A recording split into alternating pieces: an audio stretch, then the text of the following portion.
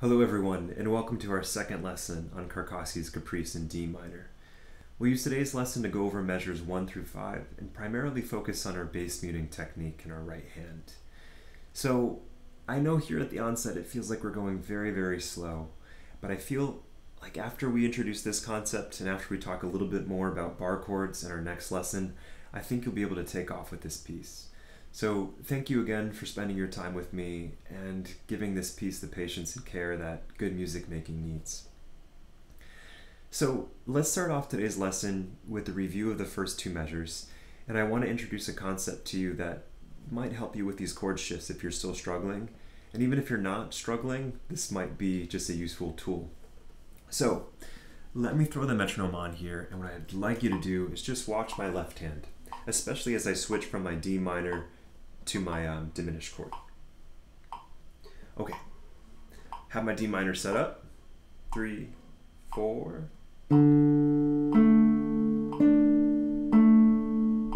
Now watch this as I play open D. I don't actually have the chord down when I played that open D. Same right here. I play open D, then I get the chord set up.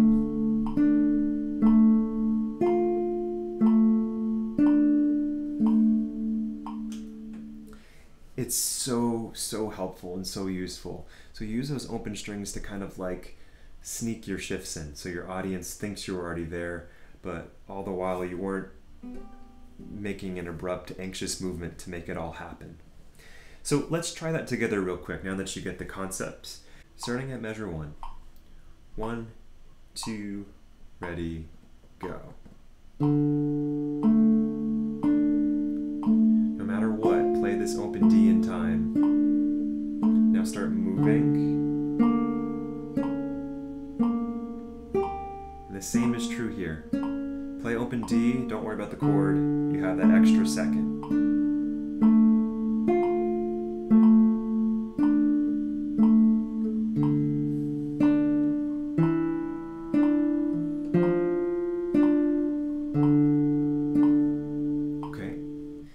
So look for that all over your playing. Instead of, again, anxiously setting up a chord shape, see if you can use an open note to help you kind of prepare things sequentially. Okay, let's move on to measure 3 now. I'm going to just talk through these measures kind of quickly, and then, like I said, our main focus today is going to be on bass muting. So if we look at measure 3, we're going to start off with an A major chord. We talked about D minor last time and diminished. Now we have this other seniority, major, kind of happier sounding. We'll leave it there for now.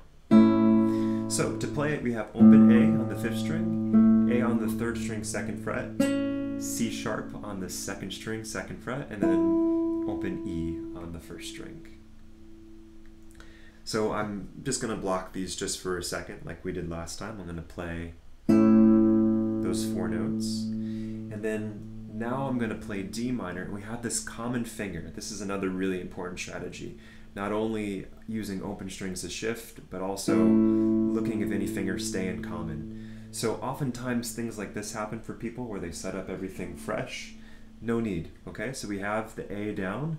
It's a common note between A major and D minor. So I leave the A down and I just put down my pinky and my 1st finger.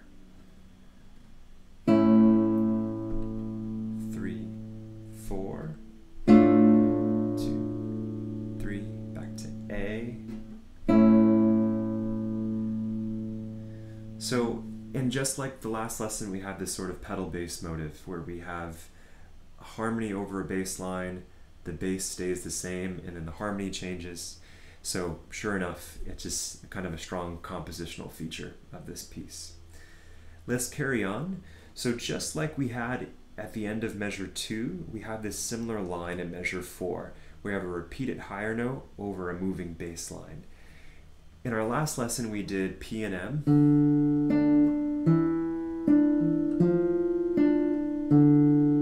Now we're going to use P and I, and we're going to play the 5th string and the 3rd string. I think you understand well enough that we can just sort of build this right now without doing open strings. So let's start with open A. We'll do A on the 3rd string 2nd fret with our 2nd finger. play P and I here. Now I'm going to play B natural. We'll talk about this in a second. Not B flat, but B natural. 2nd fret. Keep the repeated high note. C sharp on the 4th fret. Repeated high note. Back to A. So what we have here, and again, this isn't quite the platform to talk about all these musical theory kind of elements of it, but we have a melodic minor scale. It has this really kind of idiosyncratic sound that we get used to hearing. So the short of it is, the piece that we're playing is in D minor, and we're borrowing a little bit from D major right here. And as the name would imply, it's called melodic minor. It's kind of enhancing the melody.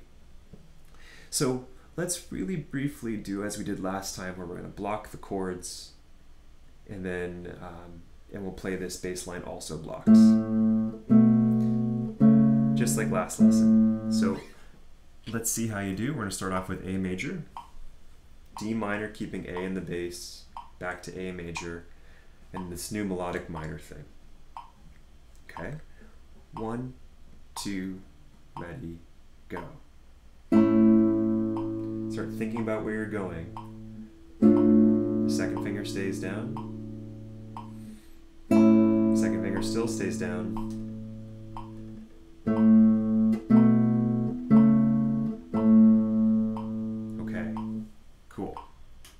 So now we've covered pretty much all the new material. Measure 5 is just like measure 2, but there's one little small change. So I guess let's bring that to our awareness for a moment, and then we'll talk about the big topic for the day, which is bass muting. So in measure 5, we have the same, again, that same D minor. But instead of going D, E, F, D, which is kind of like very linear, here we're going to leap up from D, leap to F on the 3rd fret, down to E on the 2nd fret, and then D. So slightly different line. Okay, I think you'll be able to give that the care it needs. So let's talk about this bass muting stuff here. So I first want to focus on the transition between measure 2 and measure 3. So let me play it for you real quick, just so I can show you the problem that we have here.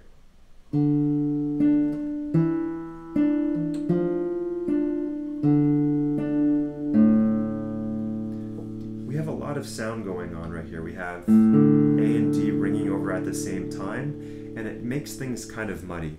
So think about it like this.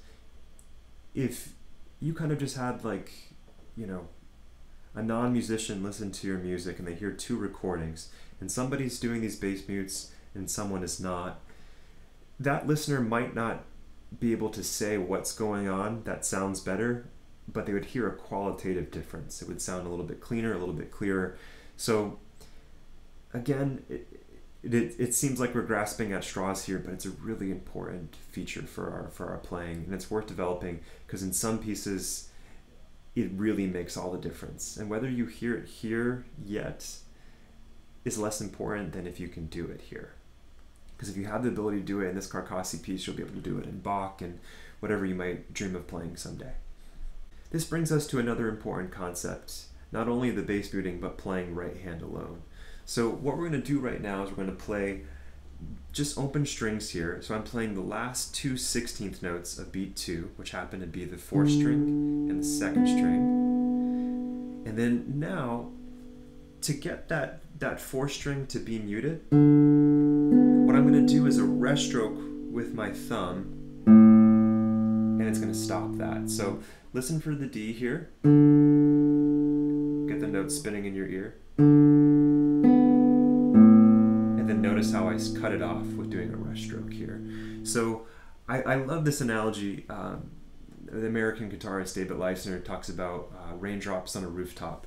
And this isn't quite the concept he was referring to, but I love the imagery of it. So just think of your thumb falling to the 4th string, starting on the 5th string, just falling down. So let's kind of just go over that for a moment. So look at the music here on the side. We're going to play D open, B, we're going to do a rest stroke with our thumb on the 5th string.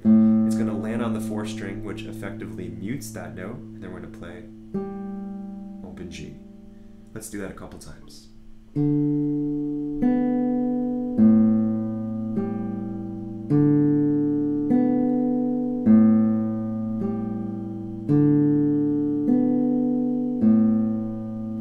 one more. Okay, now I'm going to put some notes to it. So again, think about how this all looked.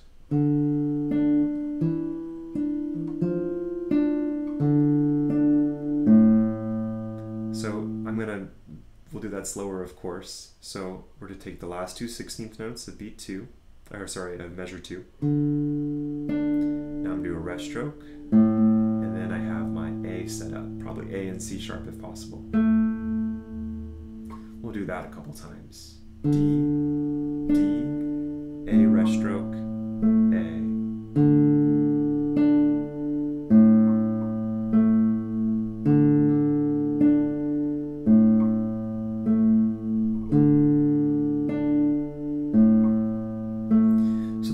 That's at play here is when I'm wanting to mute a higher pitched string, I can just do a rest stroke from the lower adjacent or the next door string. If I'm on the 4th string, the adjacent string will be the 5th string. So again, muting higher pitched notes, one of our options is doing a rest stroke. And I like it because it lets me kind of rest, as the name implies, on the 4th string. A lot of players will strategically decide where to put their thumb just to enhance the freedom in their fingers. So maybe at first this feels a little bit cumbersome, but I think in time you'll actually grow to prefer it. Okay, great. So after we've done that, we can kind of put it in context here. So let's try playing beats 3 and 4 of measure 2 going into measure 3. Ready? 1, 2, 3, 4.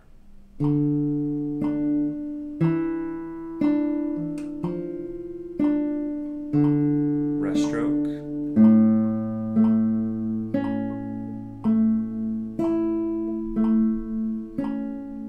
Leave that 2nd finger.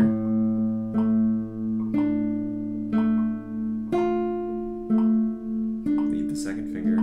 I'm doing rest strokes on all of these because I like the feeling of it, but it was only important for that first one.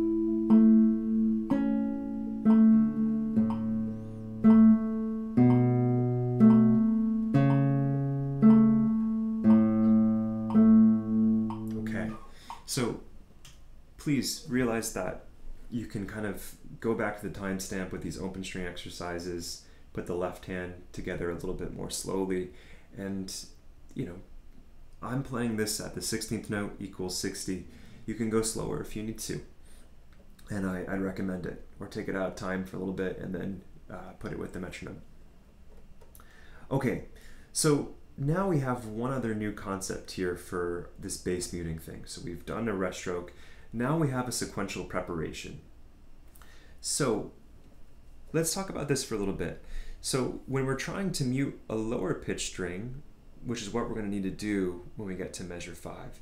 Let's look at that real quick, just so we have a reference point here. So I'm going to play beats 3 and 4 of measure 4.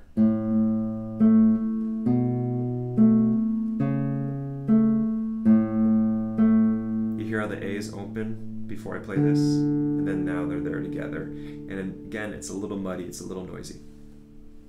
So we're going to do the same thing. We're going to do right hand alone, but I'm going to go Inception on you here, and we're going to add just another layer to this still. So what I like to do in moments that are kind of tricky like this is I like to practice preparing on the string only. We'll get a chance to play it in a moment, but I think just practicing the prep is also really important. So here we go. Take a look at the score on the side. So we have A, G. You're going to see these red notes. We're just going to prepare them. And you're hearing here, this is the end of, these first two notes are the end of measure 4. Here's the start of measure 5. And now I'm going to mute. Hear that A? Now I stopped A, and only the D is ringing.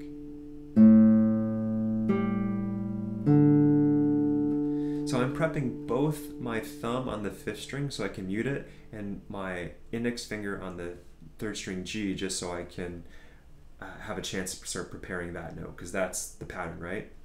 When we put it all together. So now our next step is going to be to remain with open strings. We're going to play the 3rd string with our I finger and only mute the 5th string with our thumb. This is hard because every time that we put something down, sometimes it wants to be played. But again, it's going to be A, G, D. I prepare both, but I only play the 3rd string.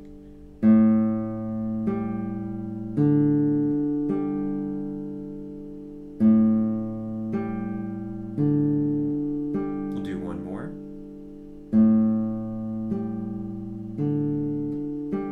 If that feels good, we're going to add our left hand, give a little bit more context. A, D, A. Let's do 3 more.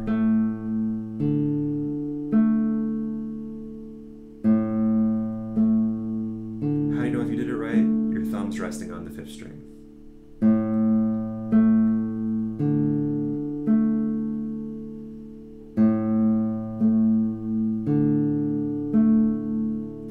And then we can, go from the end of measure 4 into measure 5. Now remember, the bass line changes at the end, so just look at the music. That D on beat 3 is going to leap up to F. But let's try this out. 1, 2, ready, go.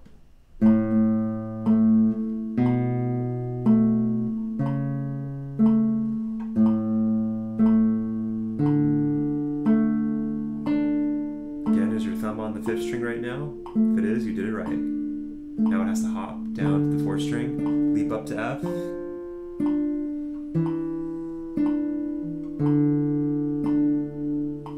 Okay, and I think just the last thing we'll do on today's lesson is just a full playthrough of measures 1 through 5. Again, thinking about shifting on open strings, thinking of common fingerings. We have our new chord here, our A major. We have pedal bass, we have so many great things going on. Melodic minor, so much. But mostly focus on those bass mutes. Here we go. 1, 2, ready, go.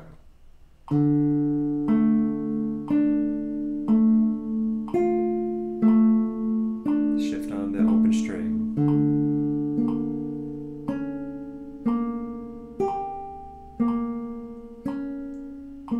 Shift again.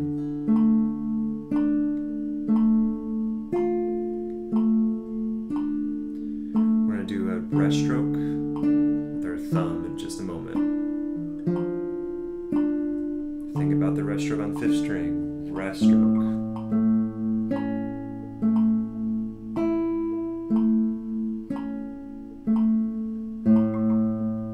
Common finger.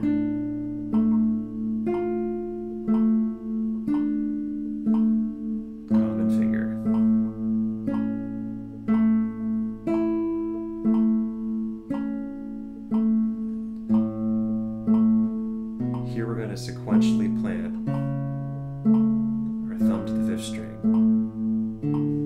Plant.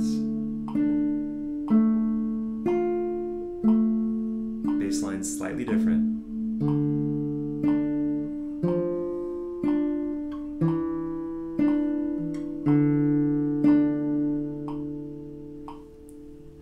Okay, thank you so much for your time. Hope you found it helpful, and I'll see you on the next one.